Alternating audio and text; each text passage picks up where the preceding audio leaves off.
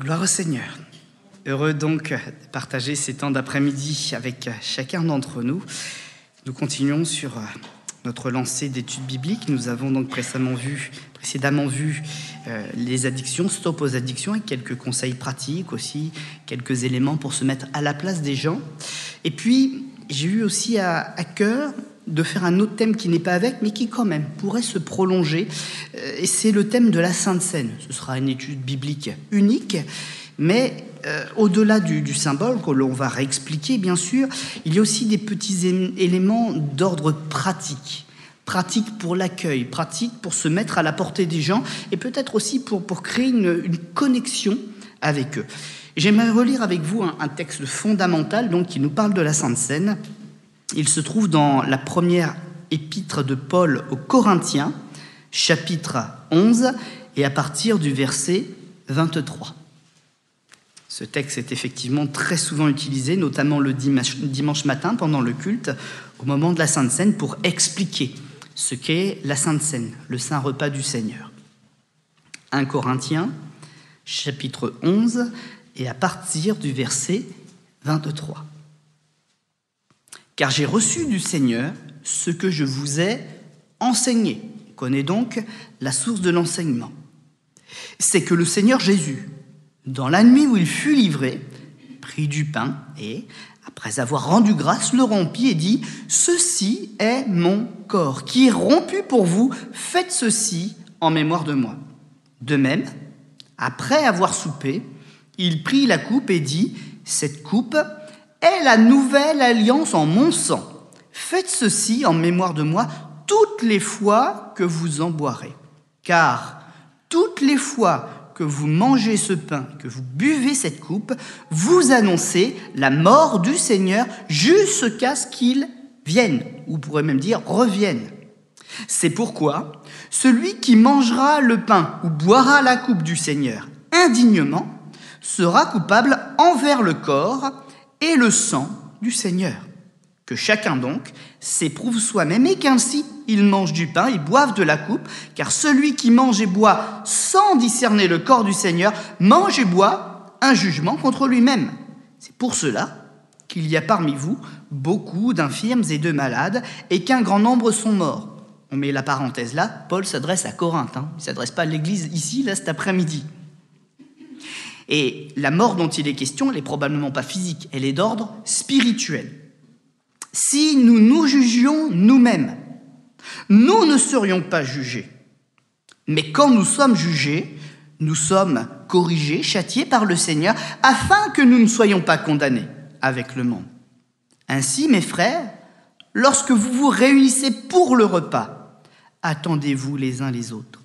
Si quelqu'un a faim, qu'il mange chez lui, afin que vous ne vous réunissiez pas pour attirer un jugement sur vous. Et puis je réglerai les autres choses quand je serai arrivé. Amen. Voilà, Paul est en train de remettre un petit peu d'ordre, parce que la Sainte Seine, elle était faite, oui c'est ça, comme un prolongement de repas, elle était fondue dans quelque chose qui était très fraternel, et au final, elle en perdait son sens. La Sainte Seine et son principe. Je crois qu'on connaît tous ce texte, on est déjà tous bien rodés, mais c'est dans le prolongement de cette pensée de la Sainte Seine, peut-être aussi de la façon de l'amener parfois, que j'aimerais avoir quelques éléments de réflexion avec l'Assemblée. Pour entrer rapidement dans le vif du sujet, on parle de partager du pain et du vin. C'est effectivement un enseignement que Jésus a mis en pratique officiellement pour l'Église. Toutefois, il y a des antécédents, parce que ce geste était aussi un geste connu dans le Moyen-Orient, déjà du temps d'Abraham et de Melchisédek, ou encore on retrouve aussi la trace dans le livre des psaumes du temps de David et donc de la première royauté d'Israël. Eh bien, ce geste était connu. On partageait le pain et le vin. Et ça avait donc le sens d'un geste fraternel. Je viens en ami. Je viens visiter ton pays en ami. C'est vrai, je suis étranger, mais je veux m'asseoir et parler et apprendre à te connaître autour de la même table. Geste également respectueux. Geste qui cherchait aussi à entrer en contact avec l'autorité d'un territoire que l'on souhaitait traverser mais en paix.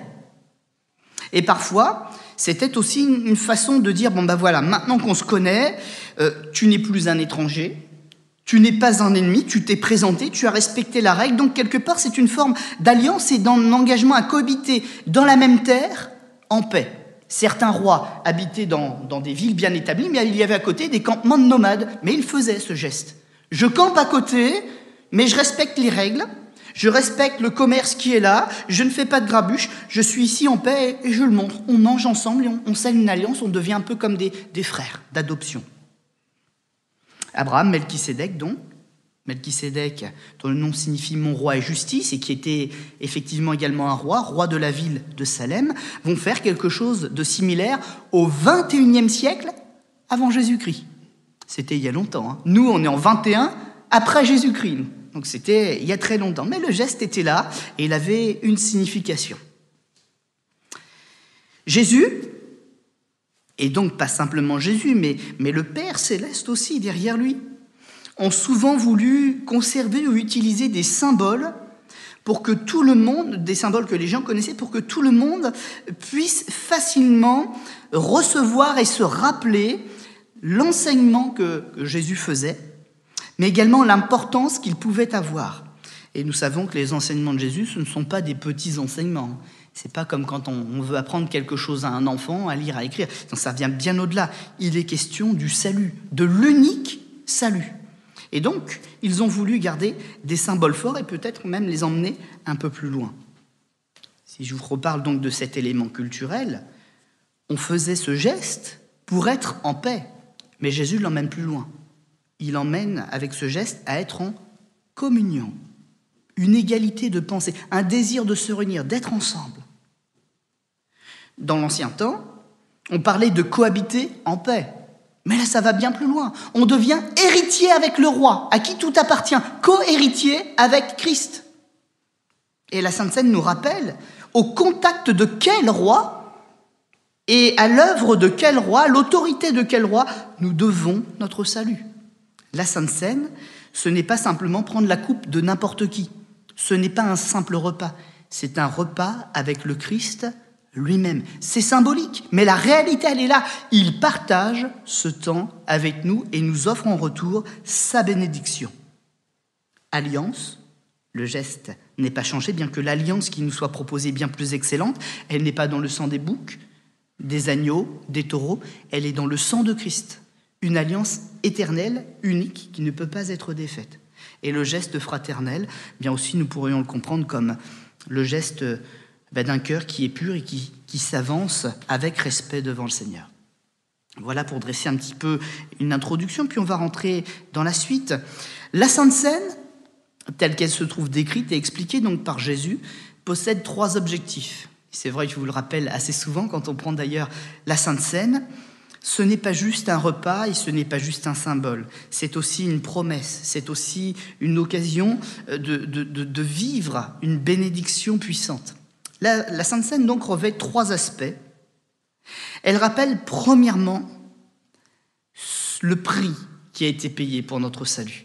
À savoir que Christ s'est incarné dans une chair semblable à la nôtre et que cette chair, elle a été déchirée. Il est mort, crucifié pour les péchés. Il a été injurié, il a été bafoué, il a été humilié. Le pain, c'est pas juste du pain. Quand il est devant mes yeux, je me rappelle du Sauveur en croix et de tout ce qu'il a subi. Et également, le vin rappelle le sang de Christ qui a coulé. Il a véritablement livré sa vie. Il n'a pas juste été blessé, il n'a pas juste été mis sur une croix, il est mort sur la croix. Il a subi les outrages. Il a livré sa vie et en rançon pour sauver la nôtre. La coupe des bénédictions, c'est aussi comme ça que la Sainte Seine est présentée. Elle n'est donc pas simplement un symbole, elle est aussi la promesse d'une bénédiction, ou l'inverse. Parce que la Bible nous l'a bien fait comprendre quand nous avons lu le texte tout à l'heure, il y a, en prenant cette Sainte Seine, autant une bénédiction qu'un jugement qui peut s'appliquer. Tout est dans l'état du cœur. Si nous venons de manière indigne, nous dit le texte, si nous venons avec des choses cachées, avec des colères, des amertumes, si nous cachons pire que tout, un péché, ou si nous avons une attitude de vie qui déshonore le Seigneur qui nous offre sa coupe, alors lui ne s'y laissera pas tromper et eh bien, il fera venir sur nous un jugement, parce qu'il ne peut pas y avoir de choses impures à la table du Seigneur. C'est une offense. Quand vous allez chez quelqu'un, et quand je vais chez quelqu'un, je n'arrive pas à habiller avec des habits entièrement déchirés, des chaussures sales, et puis à marcher n'importe où, dans n'importe quel recoin de la maison, alors que je ne suis pas chez moi. Je ne vais pas ouvrir le frigo et me servir. C'est un geste déplacé. Bien de la même manière, la Sainte Seine est quelque chose qu'il faut honorer. Rappelons-nous que nous ne sommes pas chez nous, même si c'est nous qui, peut-être financièrement, entretenons les locaux, nous sommes dans la maison du roi. Et ce qui s'y passe doit être saint. Nous devons avoir une attitude correcte dans notre vie, c'est vrai, mais encore plus dans sa présence. Et puis le troisième élément, eh bien, le Seigneur l'a dit, faites toutes ces choses à chaque fois que vous en avez l'occasion, chaque fois que vous vous réunissez, en tout cas quand vous en avez la possibilité, mais parce qu'il y a une promesse pour laquelle vous devez vous encourager ensemble et que vous devez vous rappeler les uns aux autres, c'est que Jésus-Christ revient soudainement. Soudainement. Le même mot qui veut dire bientôt, on peut aussi l'interpréter soudainement. Et si donc, dans un instant, je ne suis pas prêt, eh bien, je suis perdu. Et il faut bien se rappeler cette réalité, Christ revient bientôt, mais personne ne connaît ni le temps ni l'heure. Il n'y a que ceux qui seront prêts qui partiront. Et c'est important, quand nous confessons la même foi que nous nous réunissons, de nous encourager par la chose la plus importante. Il faut veiller sur notre cœur, veiller sur notre foi jusqu'au bout. Il faut s'encourager à rester éveillé. Parfois, on va vouloir encourager une personne, on va le faire maladroitement. Prie plus, lis plus ta Bible. On va donner des commandements, des règles. Mais finalement, la Bible dit que pour s'encourager, c'est pas comme ça. S'encourager, c'est dire à la personne, Jésus revient bientôt, mon frère. Viens, on va célébrer le Seigneur. Encourager. Par les choses les plus fondamentales, Jésus-Christ revient bientôt, ton épreuve passera, ta souffrance passera. Il vient pour te consoler. Mon frère, ma sœur, ne perds pas courage. Allons communier ensemble à la maison de l'Éternel. Quelques réflexions donc qui peuvent être sorties de ces différents points. Le Seigneur a dit, faites ceci en mémoire de moi. Un symbole fort avec le devoir d'honorer son sacrifice.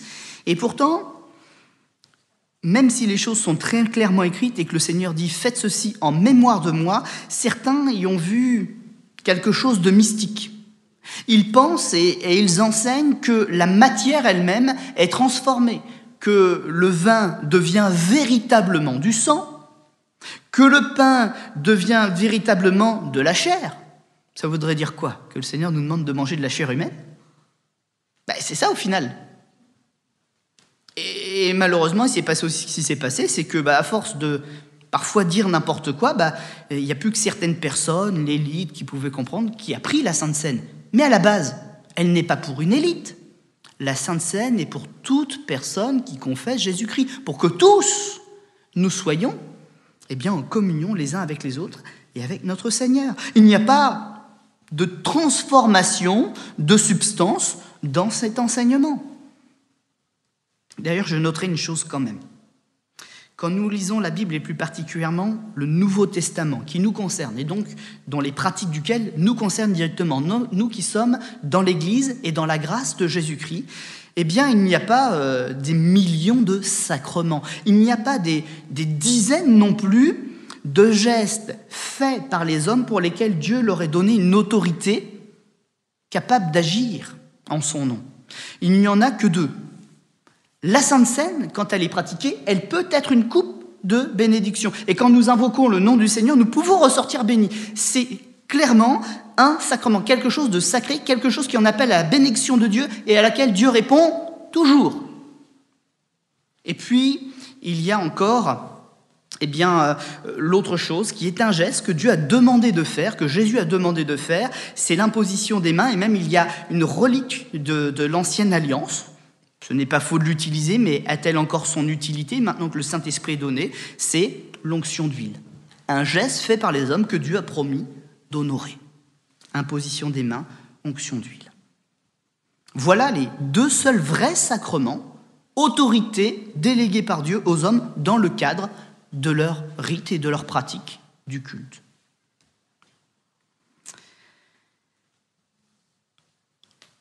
La seconde chose que l'on peut dire, si la coupe est destinée à répandre la bénédiction, j'espère que c'est comme ça que nous pouvons nous la recevoir, les sujets de discorde amorcés par le diable autour de ce point ont souvent été des outils de division dans les assemblées. Plutôt que de comprendre ce que le Seigneur est en train de faire par ce geste de communion, certains se sont battus pour la forme du gobelet, pour le nombre de coupes, pour le matériau de la coupe ou de ce qu'elle contenait. Et d'autres encore ont voulu aller jusqu'au bout des choses. Ils disaient qu'il n'y a qu'une seule coupe, c'est celle dans laquelle on aurait peut-être recueilli le sang du Christ, et on appelait ça le Saint Graal. Avec toute la mythologie qui va avec, celui qui la trouve et qui en boit aura la vie éternelle. Est-ce que c'est ça l'enseignement de la vie éternelle ? Absolument pas. Tous ces sujets ont été des sujets de division et de création de sectes dans l'Église de Jésus-Christ depuis qu'elle existe. D'autres veulent aussi le vin, alors que certains disent que ce n'est pas du vin, mais littéralement dans le texte, le fruit de la vigne. J'aimerais avoir là une réflexion avec vous, justement. Littéralement, il n'est pas écrit le vin. Littéralement, il est écrit le fruit de la vigne. Ceux qui prennent du jus de raisin n'ont pas tort. Et ceux qui prennent du vin n'ont pas tort non plus. Ce qu'il faut, c'est le faire pour les bonnes raisons et dans le respect des uns ou des autres. Allez aux États-Unis, ils n'auront pas de vin. Venez en France, vous aurez du vin. Et les deux font bien. Certains vont encore trouver le moyen de se disputer. Vin blanc ou vin rouge ? Le diable est fort. Arriver à faire se disputer des églises là-dessus, c'est vraiment qu'il est habile. Mais je replacerai cette réflexion dans un autre contexte. Peut-être que parfois l'Église doit pouvoir aussi changer son habitude ou sa pratique, non pas pour des motifs comme ça, mais nous l'avons vu dans l'étude biblique précédente, c'est qu'il y a des réalités. Les gens qui passent la porte de l'Église sont peut-être des gens exposés à une addiction ou qui l'ont été. Et il ne faut pas que la liberté que nous avons en Jésus-Christ devienne une pierre d'achoppement. Et j'ai déjà vu, et même, je peux le dire ici même dans cette assemblée, une fois, une personne que j'ai vue en difficulté face à la coupe. Parce qu'elle n'était pas chrétienne, mais elle a vu le vin passer, et j'ai très bien vu dans son attitude qu'il y avait une tentation de prendre, pas pour communier, mais parce que c'était le vin. Et qu'elle avait, cette personne, un problème avec. Et quand je dis que parfois, il faut se réformer pour les bonnes choses, là, nous avons une bonne chose. Une raison de réfléchir et peut-être d'adapter, si on le souhaite, si on en sent la nécessité, l'outil que nous utilisons. Alors pour aller un petit peu au bout de cette pensée, et puis donner aussi l'élément biblique, des études ont été faites sur quel type de vin il y avait du temps de Jésus. L'étude qui semble faire la majorité, c'était en fait tout simplement un vin de table, extrêmement léger, non pas parce que c'était de l'alcool, mais tout simplement que quand c'était très légèrement fermenté, ça aidait aussi à pouvoir avoir une bonne hygiène de vie et protéger l'estomac de beaucoup de choses, malheureusement pas toujours bien préparées. Il n'avait pas l'hygiène à l'époque, ni l'abondance que nous pouvons avoir, nous, dans nos frigos. Et donc, d'avoir recours à un vin blanc sucré très léger ou à un vin légèrement rosé très léger, c'était l'habitude notamment au cours des grands repas. À la maison, on n'avait peut-être pas forcément financièrement les moyens, mais quand on se réunissait autour d'un repas familial, etc., on pouvait, en mettant au commun, avoir recours à pouvoir acheter ce genre de petit vin. Et donc, quand il est question là de lorsque vous vous réunissez, lorsque vous mangez ensemble, que vous buvez ensemble, le Seigneur n'a pas inventé un nouveau label de vin. Il avait besoin de donner un symbole, il a voulu donner un symbole, il a utilisé les éléments qui étaient sur la table, tout simplement. Voilà donc un premier élément. Et je comprends aussi une chose, c'est qu'il n'était pas désordonné, tant que les choses étaient bien faites, de pouvoir tous se réunir pour manger ensemble. Il était bizarre le culte à l'époque. Mais je me pose la question, on ne va pas mettre du désordre dans l'église et puis faire un repas en plein milieu des cultes, ça n'aurait pas de sens. On ne va pas non plus mettre une table là, puis faire tous les dimanches matins la lecture de la parole autour de la table. Les choses sont bien organisées, elles ont une clarté, on les comprend, il n'y a pas besoin de revenir là-dessus. Par contre, je me dis, est-ce que de temps en temps, pour régler certains conflits, pour retrouver certaines personnes, pour recréer le lien avec certains rétrogrades qu'on avait perdus de vue, est-ce qu'on n'aurait pas là un moyen biblique utilisé par Dieu pour aider le roi David, par exemple, dresser une table entre moi et mes ennemis? Est-ce qu'il n'y aurait pas là aussi une notion d'accueil qu'il nous faudrait revoir et peut-être même utiliser, réfléchir? Indépendamment du culte, qui est pour les enfants de Dieu normalement, peut-être que nous pourrions fraternellement, de temps en temps, dresser une table pour accueillir les personnes et prendre de leurs nouvelles. Ça n'a pas besoin de se faire forcément dans l'église. Mais le geste de faire comme Dieu l'a voulu pour aider David, dresser une table devant ses ennemis. Tu dresses devant moi une table, tu remplis ma coupe et ma coupe déborde. Il y a bien une coupe sur cette table. Il y a bien quelque chose qui est partagé. Et je veux croire que quand David nous dit ça, c'est pas simplement une coupe d'abondance, la bénédiction, l'approbation de Dieu, mais c'est l'action de Jésus-Christ qui est en train de remplir cette coupe qui était vide. Elle avait été vidée à cause de l'amertume, de la tristesse, de la peine, des séparations, des fractures. Elle était vide, la coupe. Il était malheureux, le bonhomme. Et tous ceux qui avaient été ses amis, ils étaient devenus ses ennemis. Il y a quelque chose qui les séparait. Et là, au fur et à mesure de la conversation, au fur et à mesure de ce qu'on arrive à régler, le Seigneur remplit la coupe de tout le monde. Et il leur permet d'être tout à nouveau ensemble. Le désir de Dieu, c'est que tous les hommes soient sauvés, qu'ils trouvent tous le chemin de Dieu pour redevenir tout à nouveau des frères.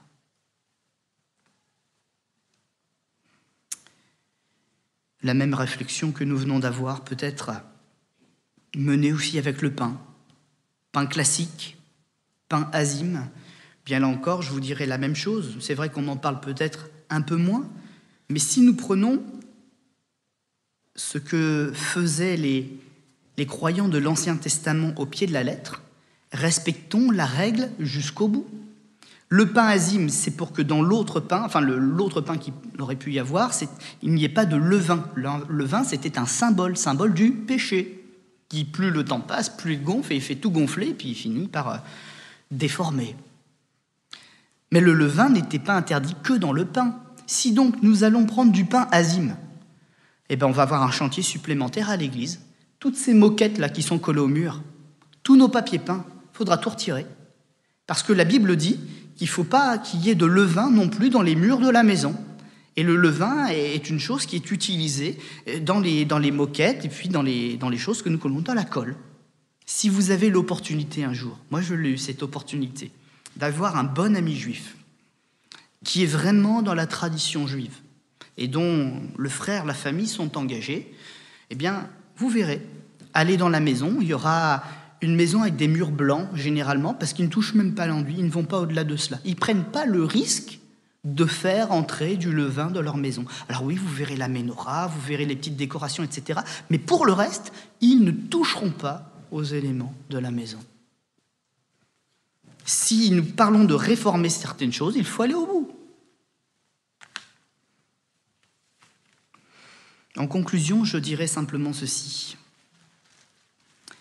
C'est que le troisième point est de loin et certainement celui dont on parle le moins et celui qui est le plus important.